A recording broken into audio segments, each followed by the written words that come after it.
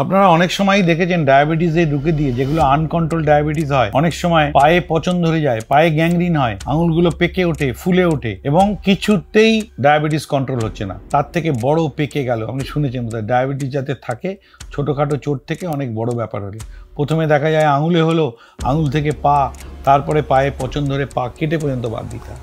তো এই বিষয় নিয়ে আমি আলোচনা করব।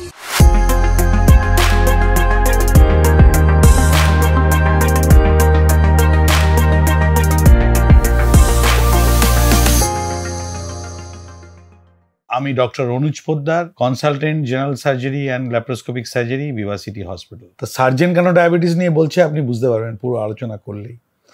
আপনারা অনেক সময়ই দেখেছেন ডায়াবেটিসে ঢুকে দিয়ে যেগুলো আনকন্ট্রোল ডায়াবেটিস হয়, অনেক সময় পায়ে পচন ধরে যায়, পায়ে গ্যাংগ্রিন হয়, আঙুলগুলো পেকে ওঠে, ফুলে ওঠে এবং কিছুতেই ডায়াবেটিস কন্ট্রোল হচ্ছে না। আপনার ডায়াবেটিক ফুটে পায়ে যেন ছোটোখাটো ঘা, একটু ছোট্ট চোট লাগলো, তার থেকে বড় পেকে গেল, আপনি শুনেছেন বোধহয়, ডায়াবেটিস যাতে থাকে ছোটোখাটো চোট থেকে অনেক বড় ব্যাপার হলে প্রথমে দেখা যায় আঙুলে হলো, আঙুল থেকে পা, তারপরে পায়ে পচন ধরে পা কেটে পর্যন্ত বাদ দিতে হয়। এটা যদি আপনার টাইমলি ইন্টারভেনশন করা যায় তাহলে কিন্তু এর ট্রিটমেন্ট আছে। ওদিকে পায়ে ইনফেকশান, আপনি ইনসুলিন দিয়ে যাচ্ছেন, ডায়াবেটিসের অনেক ওষুধ খেয়ে যাচ্ছেন, ওটা ঠিক হবে না। এটা মাল্টিডিসিপ্লিনারি অ্যাপ্রোচ দরকার এটা ট্রিটমেন্টের জন্যে। ডায়াবেটিক ফুড নিয়ে আজ সারা পৃথিবীতে গবেষণা হচ্ছে। এত পাগুলো কেটে বাদ দিতে হতো না যদি না টাইম মতো ট্রিটমেন্ট হতো।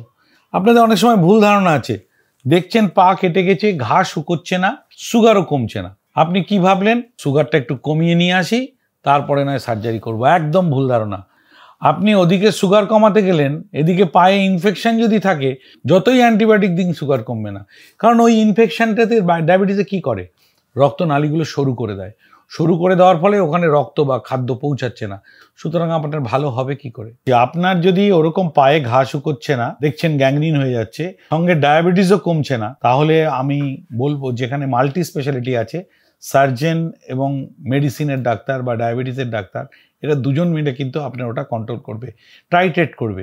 প্রথমে আপনাকে আইভি কিংবা আইএম ইনসুলিন ইঞ্জেকশন দিয়ে এবং বারে বারে সুগারটা করে আপনার সুগারটা লেভেল অনুযায়ী ওষুধ দেওয়া হবে, যেটা বাড়িতে সম্ভব না।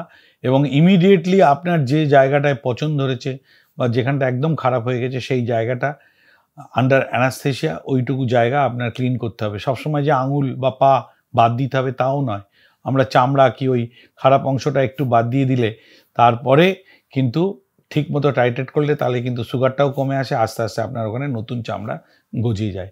কিন্তু যদি দেরি করেন, ওটাতে নেগলেক্ট করেন যে কবে আমার সুগার কমবে তারপর আমি আসবো, তাহলে কিন্তু খুব মুশকিল। কারণ দুটো সাইমালটেনিয়াসলি একই সাথে করতে হয়, সুগারের কন্ট্রোল এবং ওই গ্যাংগ্রিন অংশটার কন্ট্রোল। আমি এখন বিভা সিটি হসপিটাল থেকে বলছি, এখানে আমরা এই কাজ করছি ডায়াবেটিক ফুটের ট্রিটমেন্ট।